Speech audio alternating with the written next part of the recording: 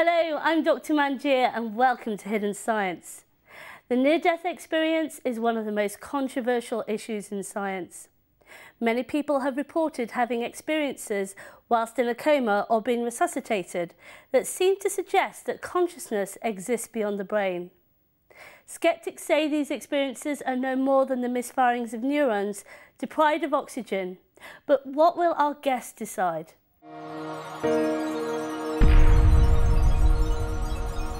My first guest today is Dr Penny Sartori. After 17 years as an intensive care nurse in the NHS, Dr Sartori went from sceptic to being scientifically open after researching NDEs for 8 years, earning a PhD from the University of Wales. She's published both a milestone scientific study and a popular book on the subject called The Wisdom of the Near-Death Experience, which has been featured in the Daily Mail. Welcome to the show, Penny. Hi, it's lovely to be here. Now, you used to be a sceptic, or you didn't really know much about NDEs as they're known, when working as an intensive care nurse. So what exactly happened? Well, I think doing my research really has made me more open to we don't really have an explanation for these experiences. And I think the fact that I did 8 years then as doctoral research has really made me realise that no matter how we look at near-death experiences, there's not one common theme or one explanation for them. You know, they're not just the case of going through a tunnel towards a bright light. It's a highly complex phenomenon, and there's lots of after effects that go with these experiences as well. So I think we have to do far more research. There's not enough research that's been done, really. If you think about the research that has been done, a lot of it is anecdotally reported. And I think we get the best research when we're able to study these in the hospital setting, because we can check what the patients are saying, and then we can check the medical notes, and we can verify certain aspects of these experiences as well. So I think a lot more research certainly needs to be done in this area. So they really have to be what's known as prospective studies, where you're going forward rather than looking backward. Yes. But I'm quite interested in what got you into this in the first place. Was there a particular patient? Because intensive care is quite an, as it sounds, an intensive place to work. So. Yes, it is, and it was very early on in my career as an intensive care nurse, and I was looking after a man on a night shift, and he was clearly dying. He knew he was dying, but we were doing everything we could to keep him alive. And this night shift, I was just doing some routine nursing care, and as I adjusted the electric bed to put him flatter, the man nearly jumped out of bed in agony. And at that point, our eyes sort of connected. And it's almost as if I'd swapped places with him, and I could understand what he was going through and what he was feeling. And he was mouthing to me. He couldn't talk because he had a tracheostomy, and he was mouthing, "Leave me alone, let me die in peace." And that just really shocked me. Up until that point, I always thought, I'm just saving lives and I'm doing really good. But when I had that experience with that patient, I really thought, wow, we just don't understand death at all. And so the whole of that night shift, I was thinking about this. And the following day, it was something that upset me really deeply. I got home from work and I couldn't sleep. I phoned work mid-morning and they said, oh, he died about 2 hours after you left. And that really changed things for me. And so I tried to find some nursing courses that would help me to deal with this, but there was nothing available. It was all palliative care, which is a very different approach to people in critical care areas. So I started reading about death. And then I came across near-death experiences, and I thought, oh, now this is really interesting. These people are saying that they've died and that it's a lovely experience.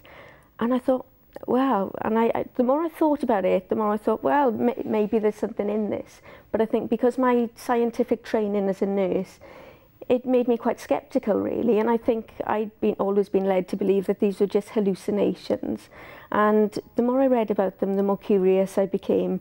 And I just thought, well, I'm working in an ideal area now, so perhaps I can research them further. And so that's what I did. And I was able to research them then for my doctorate. So. Oh gosh, from just that one patient then, you had really the humanity to go forward, because having worked in you know, critical care and acute medicine myself, you know, I know how difficult it is to keep a hold of the humanity when you're working with patients. So from that, you really got scientifically curious about the near-death experience, and you went on to do your PhD, this 8-year study.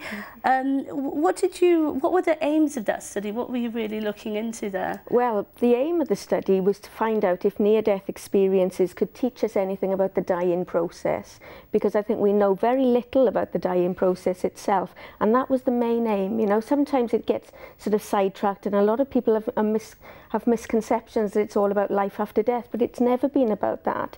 It's all about trying to find out if we can learn something about the die-in process so that patient care can be enhanced. And that was the primary goal of my research, and that's what continues to drive me to this day. It's something that I think we really do need to be aware of, and so that it can benefit future patient care as well. So it really isn't about sort of anything esoteric as such, it didn't start out with it. It's really about patient care, so that we can actually understand what people are going through, so that we can look after them better. So in the case of this study, you actually had to interview people who've had near-death experiences.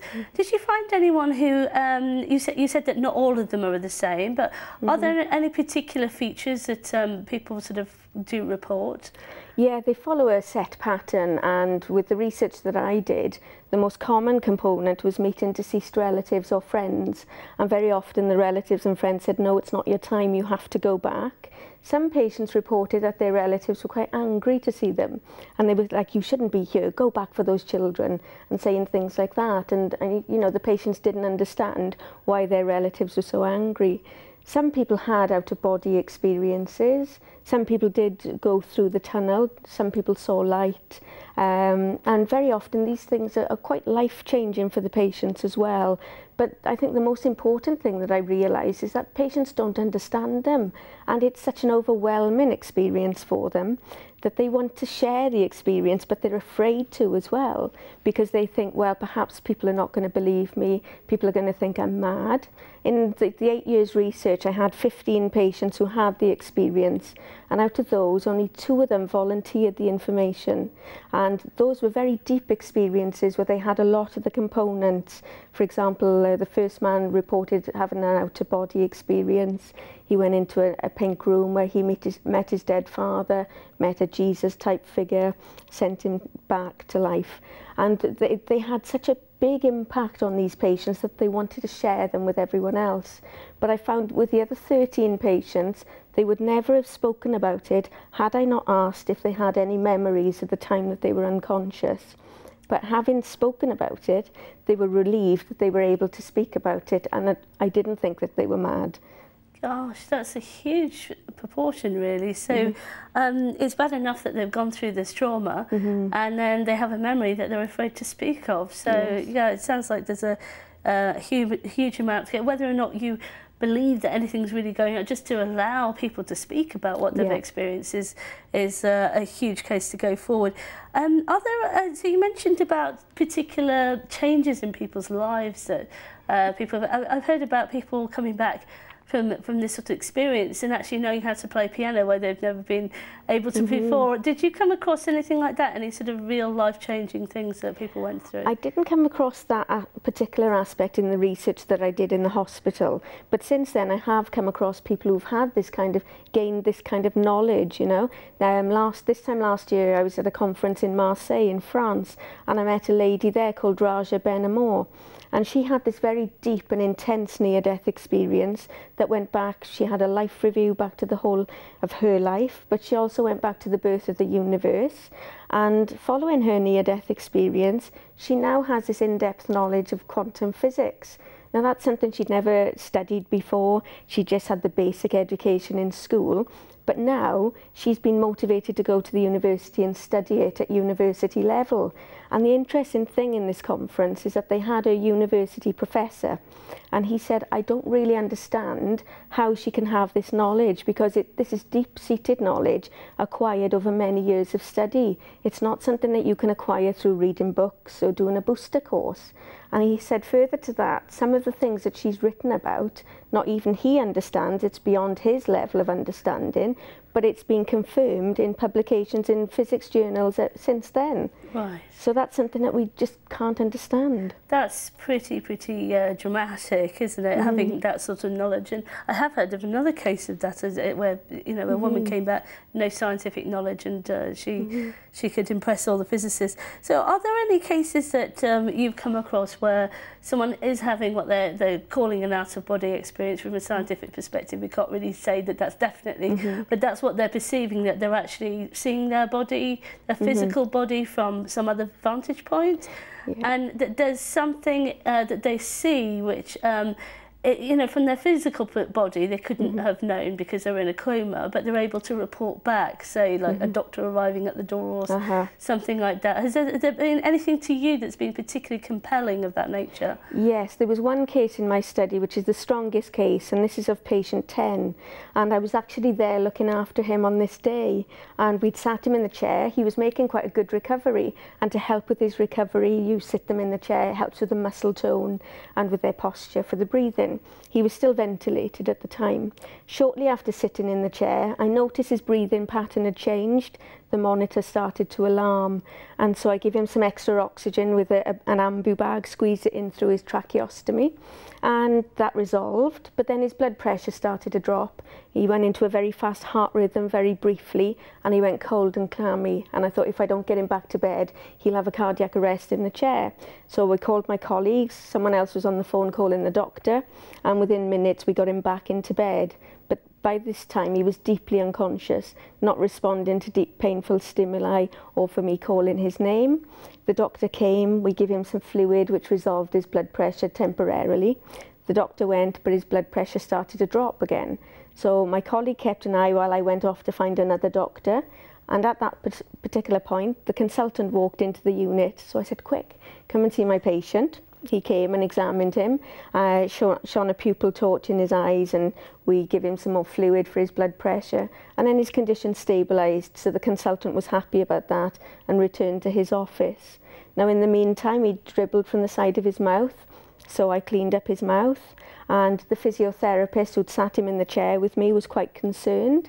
She kept poking her head around the curtains, coming back to check on him. And after 30 minutes then, he started to flicker his eyelids and move his limbs. So they're all signs that he's regaining neurological function. So I'd pulled the screens back around at that point.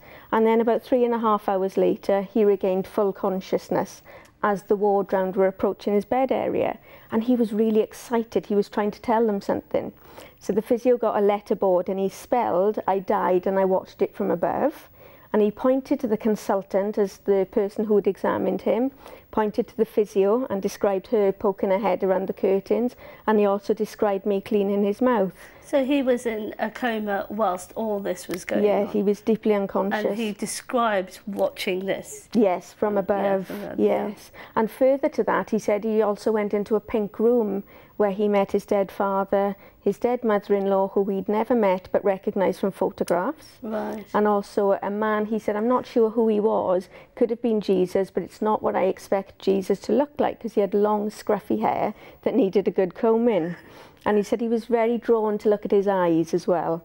And then his father was calling him, and he wanted to go and stay with his father, but the Jesus figure said, no, it's not your time, you have to go back. And he said the image faded and he sort of drifted backwards into his body, and as soon as he was back in his body he was in immediate pain. Right, right. So he didn't feel that pain at all, and not when he was out of this. Suddenly shocked into that pain. Yes, that's right. But there's an interesting aspect of this case as well. This man is 60 years old and he has cerebral palsy. Right. So his right hand is in a permanently contracted position. Right. Now, when I was interviewing him, he misunderstood my question, and I said, "Is there anything you can do when you're out of your body you can't normally do?" And he said, "Oh yeah, look, I can open my hand out." Oh my goodness, that is amazing. Yeah. Thank you so much for that story. We're going to go more into the science of NDEs and the sceptical approach as well soon. But we've got to go for a break now, so join us again for more hidden science of NDEs.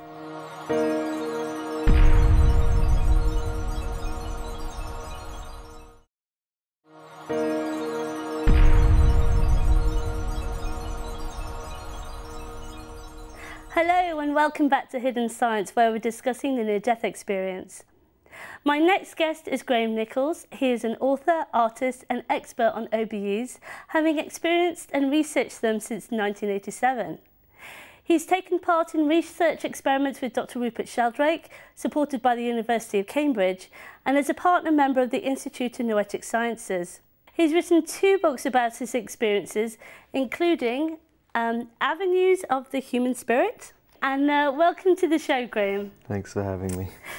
Now, you've been having these interesting experiences since a young age. So how did it all start for you?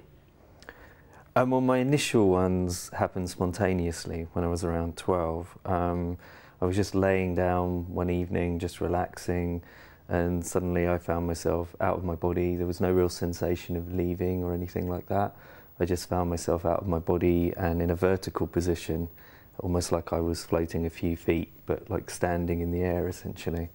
And I had a few occurrences of this over the next few weeks, and that was the beginning really. I then heard about the idea of out-of-body experiences I think I saw it in an article or something like that.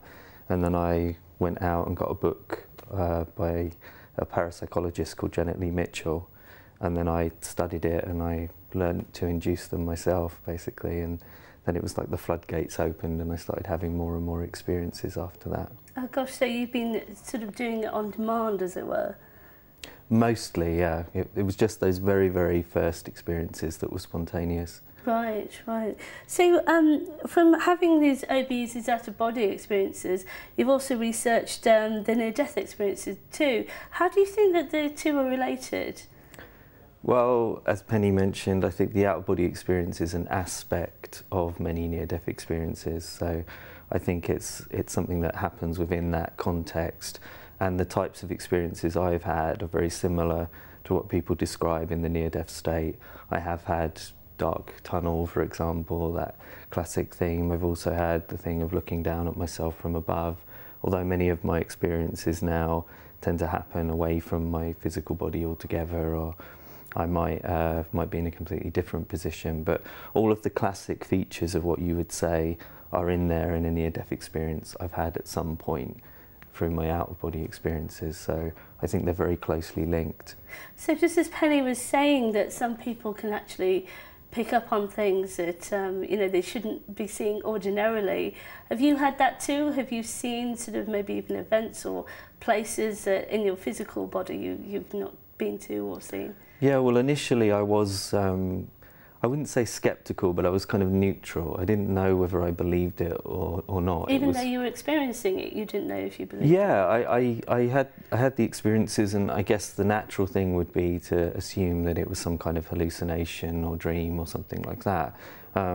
So I was looking for an experience that would give me a clue on what was going on in that sense. And the first real experience I had like that was one where I was in London, not far from where I grew up, and I went off of Bayswater Road and I went into the top floor of a terraced house and was able to read some details on some like letterhead paper, like business letterheads. And then I was also able to see the West 11. That was the postcode on the side of one of the streets.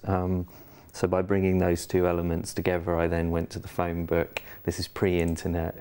So I went to the phone book, looked up the name that I'd read and also the postcode, and I found that there was a person in that location who all the details matched, and then I retraced my route on foot and found that the building matched as well. So that was the first experience that I had that really verified that they could be objective. And then since then I've had many experiences, including ones that have been witnessed by other people when I had the out-of-body experience, so sort of confirming what I said and things like that. So you've really taken a scientific approach to your own experiences? As much as possible, yeah. Sort of testing them out and see if there's anything that could be corroborated? Yeah, yeah. Right, so it sounds similar to the way that people are describing the near-death and the out-of-body experience with the NDEs as well. But there's another aspect. I mean, have you ever felt in danger when you're going out there? Because not all NDEs, for example, are pleasant, are they? People sort of describe things that aren't so pleasant when they're sort of in a different state. Yes, a small percentage have hellish-like experiences, yeah. But personally, no, I haven't had anything like that. They've all been either physical in the sense that they've been on this kind of level, this kind of type of reality, or they've been in some kind of other level, whatever that might be. And in those kinds of other levels, it's all been very much positive and beautiful scenery and colours and things like that, very vivid, again very much like what's described in near-death experiences, almost like the summer lands that you hear described in some traditions and things like that, so yeah. So how is this different from, I know we did a show on lucid dreaming before, so what's the difference between what you're experiencing and a lucid dream, for example? Well, I think they're very different, especially in my case, in the sense that they don't happen when I'm asleep is the most obvious difference. I think I've had about 2 or 3 in my entire life, and I've had probably more than 1,000 out-of-body experiences. So there's that difference. Then there's things like the kind of psychological stuff that often happens in dreams. I don't get that in the out-of-body experience. It's much more objective, much more just like this kind of reality, but you're experiencing it through some kind of extended mind or extended consciousness of some description. And colours and things like that can be different, but it's more like there's a difference to the visual field. It's not like something that's not there is come into the experience. So I think really they're just more objective than dreams and not as malleable and all of those kinds of things. Okay. So it's a different state. Now you mentioned extended mind. I mean, you've done some scientific studies with Rupert Sheldrake. What were they about? Can you tell us about those at all? That started from, I initially contacted him and we met up a few times, and he was interested in the work I was doing with immersive structures, which is another area I look at, using technology to enhance these kinds of experiences. And he had some criticism from skeptics on the grounds that people could have potentially been using mobile phones or some kind of device like that. So we came up with the idea of doing the tests in a place that would be shielded from mobile phones, so basically like an underground bunker essentially. So we found a place like that in East London. We went there, we set up a series of telepathy experiments. And we also used a special device that cancels out any kind of phone signals or anything like that. So we really made it tight so that no one could cheat. So you were really sort of testing these types of techniques. Yeah. And we basically got the same kinds of results that he gets when he does his experiments in other contexts. And that was a study that's supported by the University of Cambridge, is that right? That was part of his Perrott-Warwick research when he was the director of that, from Cambridge. So in your opinion, with everything, that you take a sceptical approach almost to your own and scientific approach to your own experiences, but now that you've been through these many years of experimenting in your own way, do you feel as if a consciousness really can exist beyond the brain, that there's something more than the physical brain? For sure. I think the veridical elements, the factual objective things that you find while in those kinds of experiences, you see that in near-death research, you see that in the out-of-body experiences, and you see that in other areas as well, like the kind of research Rupert Sheldrake does.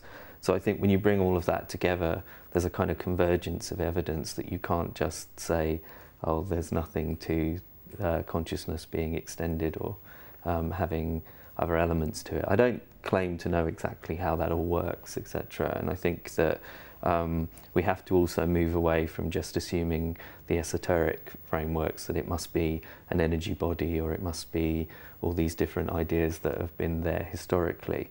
I think we need to kind of be open-minded to what the possibility could be there.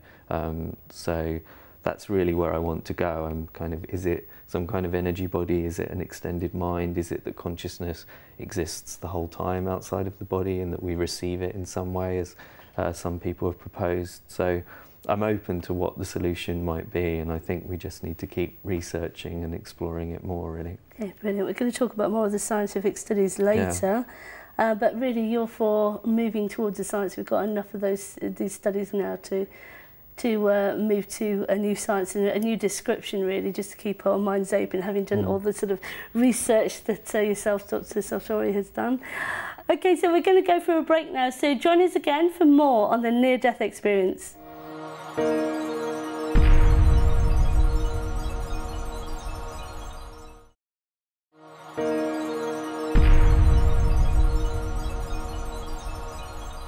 welcome back to the show. My next guest today is Jaz Rasool, who graduated both in physics and molecular biology from the University of London, before going on to study Chinese medicine, business coaching and much more. He's also the inventor of the award-winning Energy Diamond software. So welcome to the show, Jaz. Good to have you back again. Thank you, Manjir. Pleasure to be here. Great to get your physicist perspective on the whole subject of NDEs, because there's been a lot of talk on the internet recently about someone who's been called a physicist is actually a stem cell researcher called Dr. Robert Lanza. Now, he's saying that quantum physics can actually prove there's life after death. What do you think about that? Well, I think his work, which basically says that the universe is the way it is because life designed it that way, I think is an interesting concept, because if that's the case, then it means that even after a physical body dies, then there's life that's still taking care of what's no longer there. And when I studied quantum physics, I realized some really simple things that relate to Robert's work. Mathematically, when you describe anything in the universe, there's a real part and there's what's called an imaginary part. And this is the actual maths of quantum physics.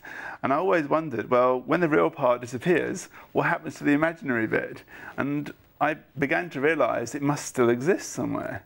And it might not be in a physical form, but it must exist perhaps in another dimension, mathematically at least. Things like the square root of -1 and things like that. Yeah. Yes. So quantum physics has two components to describe everything we see in the universe. And when the physical component, like a body, dies and it's no longer functioning, then the other component, which is to do with stuff that's not material, that's not in the real world as we know it, but is nevertheless part of the universe, it still exists. So the question is, where does it go? And it doesn't go anywhere, actually. It's still there, but we don't observe it in our normal physical measurements through medical instruments or through our physical senses. Right, so what have you studied this at all, Dr. Sartori? I've not looked at this theory much, no, so I don't know a great deal about that aspect of it. But yes, what you're saying certainly does tend to make sense, because when patients have these experiences and meet deceased relatives, for example, and things like that, you know, how can we explain these things? Because sometimes they get communications from these relatives that they couldn't have known about as well. So, yeah. And that's what you've studied in your PhD. Yeah, that's right. Yeah, brilliant. And so do you think that, as Dr. Lanza is saying, that the double slit experiment in quantum physics has got anything to do with NDEs? Well, interesting thing is, when I was studying acupuncture, one of the big things that was of interest to me was, in acupuncture there was these lines of energy called meridians, but you can't physically observe those in the body like blood vessels, but they nevertheless, according to the Chinese, still exist. And I wondered, well, what could they be? And I began to look at the possibility that the electrical currents that run along nerves that exist in the circulatory system, they all generate their own electrical and magnetic fields. And there are these places in between one blood vessel and another blood vessel, one nerve cell and another, where those fields mix and they interfere with each other.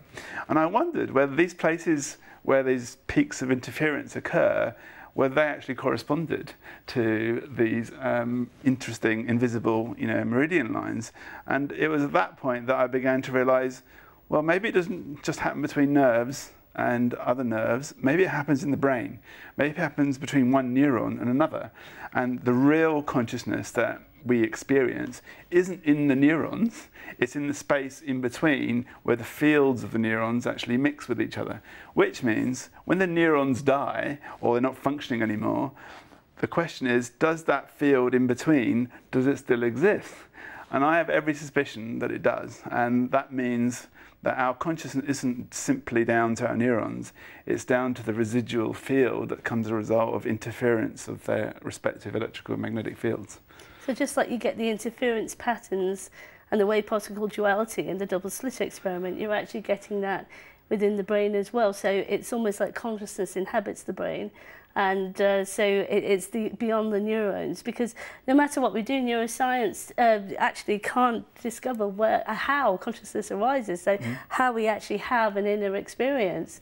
So there's all sorts of interesting explanations for near-death experiences out there, which is, you know, we don't know the first thing about consciousness to start off with. But there was another theory, because I know you've got a bit of an astrophysics background as well, and it was published in the Noetic Sciences Journal by Dr Maureen Venselar, I hope I've got her name right, and she's comparing the tunnel that's seen by many people in NDEs to a wormhole that we hear about in cosmology. Do you think there's any link between these concepts? My heart of hearts, I totally believe that that actually is a very significant factor in NDEs, because many years ago I was looking into the brain, and at the time there was some material produced by physicist Roger Penrose and anaesthesiologist Stuart Hammeroff. And of course, anaesthesiologists, they help people work losing their consciousness all the time, so they're very interested in the parts of the body that, you know, do that through anaesthetics. And what they proposed was that gravity, the gravitational field that we're immersed in, the way that it acts on our neurons, it actually leads to the output of consciousness, our thoughts, our feelings and awareness. But what I realized at the time was that biological processes are reversible. They go both ways. This means our thoughts, our feelings acting through the brain can actually influence gravitational fields. Now, things that we normally associate with gravity, things like space, time, wormholes, things like that, that means our consciousness, if that's the case, that we can influence gravity through our brain, it has the possibility of doing two things. It can receive information from across space and time, and it can also transmit information across space and time. That opens the possibility of our consciousness having access to other areas of space and time, what they call remote viewing, or even having precognition, where we're seeing things in the future. And that singular responsibility of how consciousness and gravity work with one another is very much like how electricity and magnetism work with each other. They're actually complementary forces that in a unified way, magnetism can be used to generate electricity. Electricity can be used to generate magnetism. And I believe consciousness and gravity have the same complementary relationship. Consciousness can be used to shift gravitational fields, but also shifts in gravitational fields can influence consciousness. Well, really, if you're looking for a theory of everything, then it has to include consciousness. So the physicists that are looking for that. So, you know, why can't consciousness be related to gravity? You know, it should be if we're really looking for they've got very similar properties. Yes. You know, like for example, when someone's space and time. when someone's in a very intense state of consciousness, they tend to have an altered sense of space and time. For example, when you're in love or when you're in a state of meditation.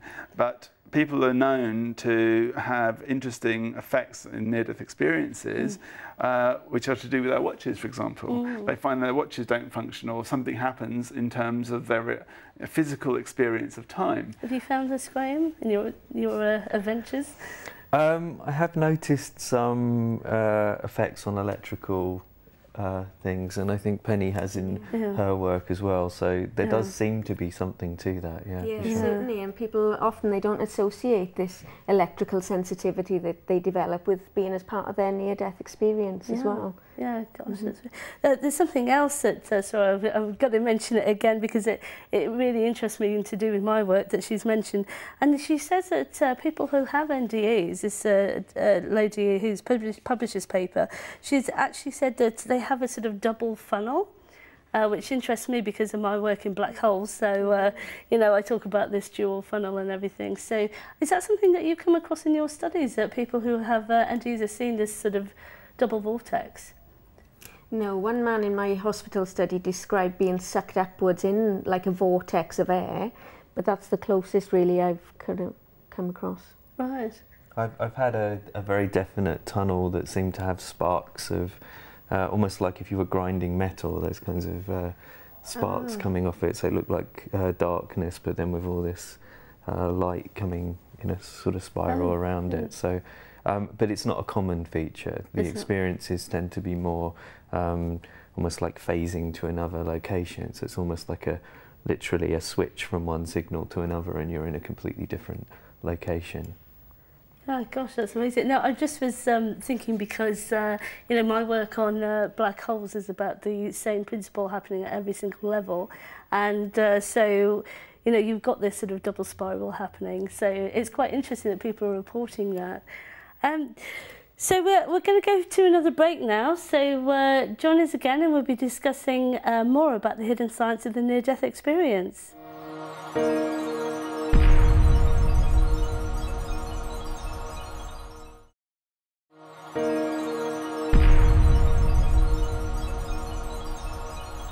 Welcome back. Now, Penny, there's a lot of scepticism about the near-death experience, where people really don't believe that anything is happening. What are the main sceptical arguments that people talk about? Well, a lot of people say that they're quite logical arguments. You know, it's due to lack of oxygen or due to high levels of carbon dioxide in the blood, due to the drugs that we give to the patients. And, you know, those were my thoughts as well when I first started studying these. But I found with my research that those arguments weren't really supported by what I found with my research. So, for example, patients described these experiences without having had any drugs. Some of them described having had a near-death experience when they were fully oxygenated, because they were, at the time, they were ventilated, and we took off blood gas samples and their blood gases were normal. And so those sort of, you know, theories were not really supported by the research that I found in the clinical area. Although they're quite logical to, you know, explore, they weren't supported. So these people aren't really clinicians, they're not really on the ground that are taking all the studies. There's even been some cases where people have had actually no EEG activity whatsoever, and yet they're still reporting things that are verifiable later on. What do you think of that? I mean, there's people that are trying to denigrate even these experiences. Yeah, I think a lot of people don't really know the full extent of near-death experiences, what they are. You know, it's such a highly complex phenomenon with lots of other after effects and changes as well. So it's not just a case of going through a tunnel, leaving your body, and maybe perhaps it's a mind model created by the brain. It's something far more because of the long-term changes as well. And very often the patients don't like these changes that go with them as well. Right, sometimes it can change their lives in a different way that they don't like. Yeah. You know, there could be high divorce rate as well because of the changes that they go through. Because people have changed so dramatically. There's even a study in Belgium that I was reading about, which is the recall of near-death experiences is the memory is much stronger than any other type of memory. Absolutely, yes. It's really etched in the mind of the person who's had the experience. In fact, just a couple of weeks ago, I had a letter from a lady, and she had an experience in her childhood, and she's now in her 90s, and she said it's just as vivid now as if it happened 2 minutes ago. Right, and people are starting to study that scientifically. There's also been a study in the Lancet, hasn't there? That's right, yes, Dr Pim van Lommel, and that was published in 2001. And again, with his research, it showed that these experiences clearly happen in the clinical area. He had a really great report of an out-of-body experience that had components verified as well by one of the nurses there. And again, there were long-term changes in his patients. He followed them up after 8 years and found very many long-term changes. And that was a prospective study, wasn't it? That's so it wasn't right. sort of self-selected after the fact. That was actually going forward. Now, Graham, there's been some really high-profile cases of near-death experiences with Anita Rajani and Eben Alexander. Do you think, and these books are really bestsellers in many, many different countries. Do you think there's like a change in public consciousness right now? I think the public's always been interested in these things, really. I do think it's becoming more known in some ways, but then at the same time, some of the sceptical arguments that we mentioned get a lot of press as well. So people tend to believe that they've been solved, you know, that people know what's going on, when in actual fact, the data doesn't really support a lot of these plausible explanations, but not really backed up by the data. So I think there's a shift in awareness to some degree, but it's always kind of a back and forward between the actual data and those who just want to say there's nothing to it. Yeah, but with that, you know, Jazz today is just really, you've said so much that it's really made us think. I mean, it seems to be that just an interdisciplinary approach of taking the physics and taking the biochemistry, and there's very rarely people who are, you know, sort of versed in so many areas as Jazz is, that, you know, so where do you see the research going, do you think? Where do you think we should focus? Well, interestingly, I was at a meeting with people from the RSA a couple of days ago, which is the Royal Society of Arts, and they're interested in how to communicate spirituality more effectively out into society in a way which isn't too woo-woo, but is actually practical and meaningful. And I think actually we need to be looking at near-death experiences in a similar kind of way. We need to look at how is it useful for helping people grow as human beings and improve how they relate to one another. And fundamentally that comes down to looking at what is it within NDE that can support an individual, what stretches them and challenges them, and maybe even what gives them pause to reflect. If we can start looking at NDEs not just from a clinical perspective, but then look at the benefits of how it might transform a person, then we've got the possibility of not looking at it as some weird little side effect, but actually something which is constructive that a person can use to advance and evolve themselves.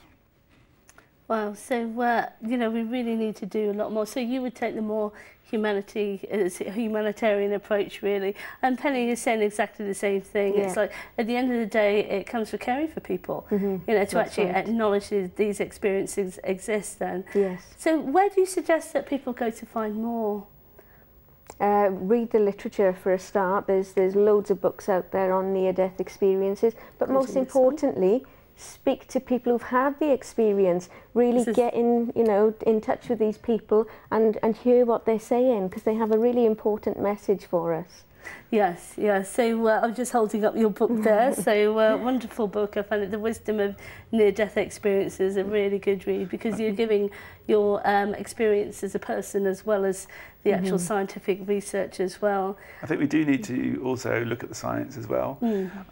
If people are reporting these experiences and we possibly can understand them by looking at the relationship between consciousness and gravity, then we need to start building instruments or processes which allow us to measure that relationship.